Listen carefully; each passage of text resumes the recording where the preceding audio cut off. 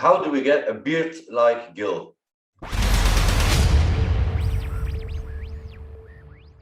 Any tips, supplements? What can people take? Supplements, boy, don't shave.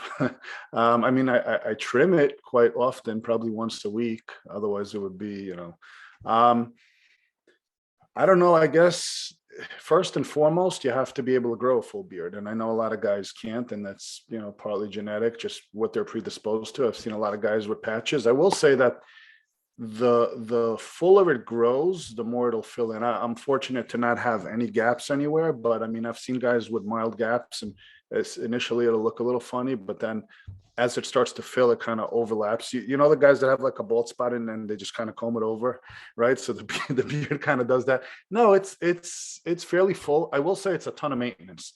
To keep it straight, I mean, I do have to blow dry it for a good 10 minutes after every single shower.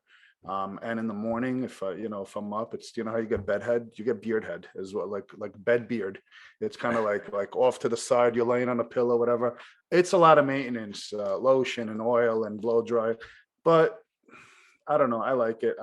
I've been toying with it for the better part of a year now. And, I don't know. I've been debating kind of shaving it off, but it makes me look, probably 10 or 15 years older, but. And you like that? No, I don't care. Honestly, I'm so past the point of caring what anyone thinks, or as long as I don't look like a complete slob, I really don't care.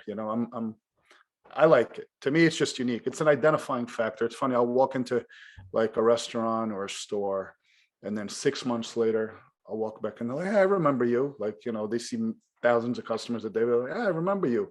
How do you remember me? The beard." So I don't know. I enjoy it for now, but I will say it's been a while since I've eaten spaghetti and meatballs. Yeah. It's just not doable. And you kind of got to keep this trimmed because when you try to eat a sandwich, everything just kind of like pulls in with it. So it's a hassle. It's a hassle. It's literally like another part-time job just to keep it, but it's all right. I enjoy it. I can't wait till riding season starts. So I live up in the Northeast and it's cold up here now. And I'm an avid motorcyclist, so I ride a ton. I mean, I'm good for a good 1,000 miles a week easily. And then we go to tracks on the weekends.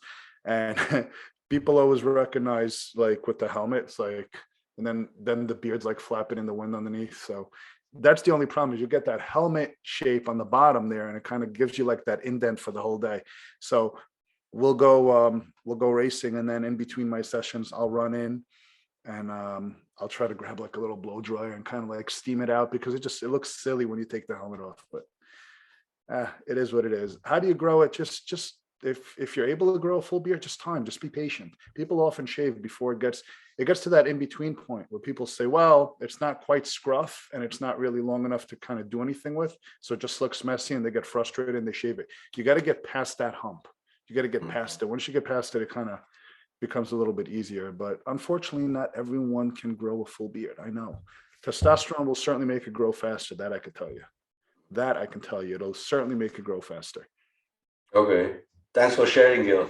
You got it.